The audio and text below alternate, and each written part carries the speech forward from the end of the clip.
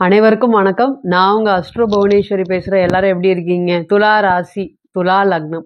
காலபுருஷனுக்கு 7வது வீடு. சனீஸ்வர பகவான் மூலத்திரிகோணம் பலம் பெறக்கூடிய வீடு. இந்த ராசியை பொறுத்தவரையும் பார்த்தீங்கன்னா, வீரத்துக்கும் விவேகத்துக்கும் பெயர் போனவங்க.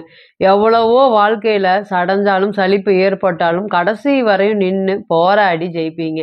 அதனால தான் காலபுருஷனுக்கு ஈஸ்வரன் பட்டம் பெற்ற சனீஸ்வர பகவான் உங்க ராசியில உச்சமாகக்கூடிய ராசியில பிறந்திருக்கீங்க.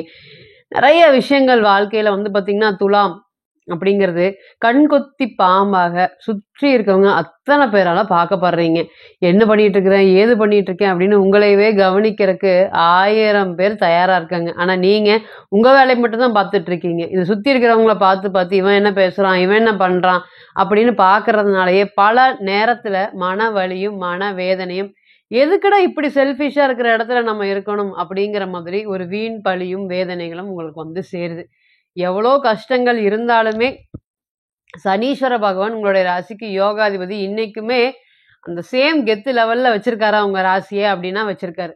எவ்வளோ கஷ்டம் வந்தாலும் பரவாயில்லைங்க, கடைசி வரை தாங்கி திருப்பி எந்திரிச்சு ஒரு ராசி நிக்குதுன்னு அப்படின்னா துலாத்தா. துலாத்தை பொறுத்தவரையும் பார்த்தீங்கன்னா, காலபுருஷனுக்கு 7வது வீடா வர்றதுனால என்ன பிரச்சனை நடந்தாலும் தைரியமா சமாளிச்சு சேமிப்பு அப்படிங்கிறத கடைசியில நாங்க தாங்க ஜெயிச்சோம் அப்படின்னு சொல்லக்கூடிய ராசி.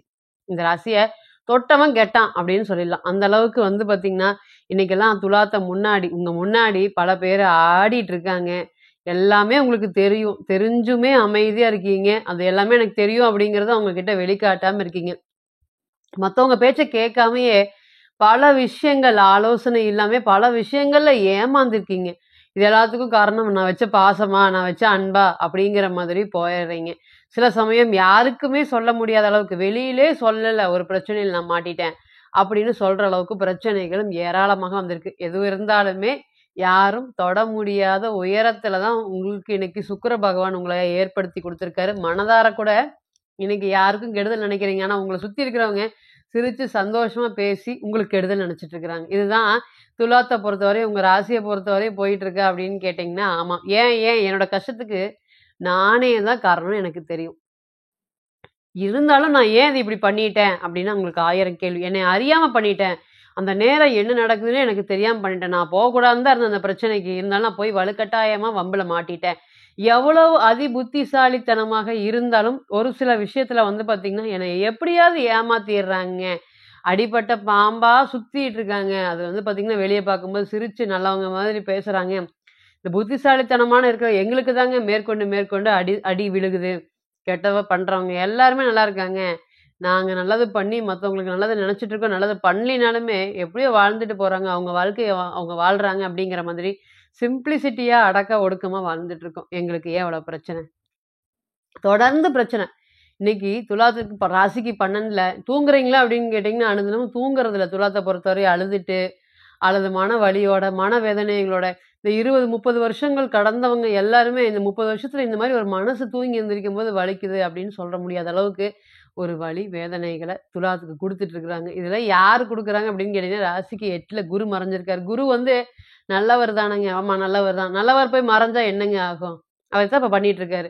எல்லா கெடுதலும் வருது.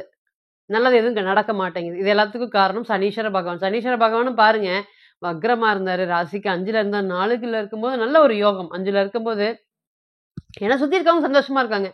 ஆனா நான் வருத்தமா தான் இருக்கேன் அப்படின்னு சொல்ற அளவுக்கு ஒரு சூழ்நிலைகளை கொடுத்திருக்காரு. அவர் இருந்து பார்க்கக்கூடிய பார்வைகள் எல்லாமே பாருங்க 7ஆம் இடத்த பார்க்கறாரு. அப்ப திருமணம் அப்படிங்கிறது ஏதோ ஓடுதுங்க வண்டி அப்படின்னு சொல்ற அளவுக்கு ஒரு சூழ்நிலைகள் இருக்கு. நிறைய தொடர்ந்து ஒரு முயற்சி பண்ணிட்டே இருக்கீங்க. எதுவுமே நடக்கவே மாட்டேங்குது. ஒரு ஹோப்பே இல்லாம வாழ்க்கையில வாழ்ந்துட்டு இருக்கேன். திடீர்னு வராங்க. அப்படியே ஜெயிச்சிடுறாங்க வாழ்க்கையில. ஆனா நான் இப்படியே ஏத்தி விட்ட ஏணியாக அதே மாதிரி இருக்கு. இதெல்லாம் மாறுமா? நல்லா இருந்த யோகாதிபதியே இன்னைக்கு 5ல இருக்கும்போது எதுவுமே நடக்கவே இல்ல. அடுத்தது அவர் 6ஆம் இடத்துக்கு போக போறாரு. எப்படி குடுக்க போறாரு பலன்கள? இந்த நேரத்துல உங்களுக்கு என்ன அப்படின்னு கேட்டீங்கன்னா, சுக்கிரனும் குருவும் பரிவர்த்தனை ஆகுறாரு. சுக்கிர பகவான் பாத்தீங்கன்னா, உங்களோட ராசிக்கு அஷ்டமாதிபதின்னு சொல்லக்கூடிய ராசிநாதன். அஷ்டமத்துக்கு குரு பாத்தீங்கன்னா, உங்களோட ராசிக்கு 6ஆம் இடத்துக்கு போக போறாரு. இந்த குரு, சுக்கிரன் பரிவர்த்தனை ஒரு விபரீத ராஜயோகம். மத்த ராசிக்கு எப்படியோ இது 6, 8 பரிவர்த்தனையாக ஒரு விபரீத ராஜயோகத்தை ஏற்படுத்தி கொடுக்குமா? என்ன மாதிரியான நல்ல பலன்களை எதிர்பார்க்கலாம்? ஏன்னா, குருவும் பாத்தீங்கன்னா, கிட்டத்தட்ட மார்ச் முடிஞ்சு ஏப்ரல் வரையுமே மார்ச் வரையுமே பாத்தீங்கன்னா, ரிஷபத்துல தான் பயணிக்க போறாரு. சுக்கிரன் வந்து பார்த்தீங்கன்னா, ஏப்ரல் மாசம் வரையும் மீனத்துல வக்ரம் அடைஞ்சிருக்காரு. அப்ப 2 பேரும் பரிவர்த்தனை ஆகுறாங்க. இந்த நேரத்துல என்ன மாதிரி பலன்கள் குடுக்கறதுக்கு குருவும், சுக்கிரனும் உங்களுக்கு காத்துட்டு இருக்காங்க. இனியாவது எனக்கு நல்லது நடக்குமா? அப்படின்னு நீங்க ஏங்குறது நிச்சயமாக எனக்கு கேட்குது. ஓம் சுக்கிர பகவானே போற்றி போற்றி. அவர் பாதம் வணங்கி, இனி வரக்கூடிய நல்ல விதமான பலன்கள் எப்படி இருக்க போகுது? உங்கள அடுத்த ஸ்டேஜுக்கு கொண்டு போகுதா? டெவலப் பண்றதுக்கு போக போதா? இருக்கிற இடத்துலேருந்து அடுத்த இடத்துக்கு போவனா? நெறைய வளர்ச்சிகள் குடுக்குமா? அந்த மாரி 1000 கேள்விகள் உங்களுடைய மனசுல இருக்கு. நிச்சயமா இதுக்கு எல்லாத்துக்கும் ஒரு நல்ல ஒரு பதில் சொல்ற காலமாக துலா ராசிக்கு இருக்குமா? அப்படின்னு கேட்டீங்கன்னா, கண்டிப்பாக இருக்கும். முதல் தர யோகம் அப்படிங்கிறது 6, 8 பரிவர்த்தனை. அப்ப திடீர் அதிர்ஷ்டங்கள் தொடர்ந்து முயற்சி பண்ணிட்டே இருக்கேன். திடீர்னு எனக்கு இந்த ஒரு லக்கு கிடைச்சா நல்லாயிருக்கும். திடீர்னு இந்த ஒரு வேலை வாய்ப்பு கிடைச்சா நல்லாயிருக்கும் அப்படின்னு சொல்லக்கூடியவங்க, திடீர் அதிர்ஷ்டத்தை எதிர்பார்க்கக்கூடிய நபர்கள் அனைவருக்குமே இந்த ஒரு கோச்சாரம் உங்களுக்கு ஒரு மிகப்பெரிய யோகம். அதாவது பொதுவா இந்த 6, 8 பரிவர்த்தனை ஆகும்போது அபரிவிதமான பலன்கள். அப்ப ஏற்கனவே ஒருத்தர் இருக்காங்க, நல்லா தொழில் பண்ணிட்டு இருக்காங்க, என்னைய கூப்பிடுறாங்க, நானும் போய் சேர்ந்துக்கட்டுமா? இல்ல தொழில் வந்து பார்த்தீங்கன்னா, என்னுடைய சம்சாரம் பண்ணிட்டு இருக்காங்க.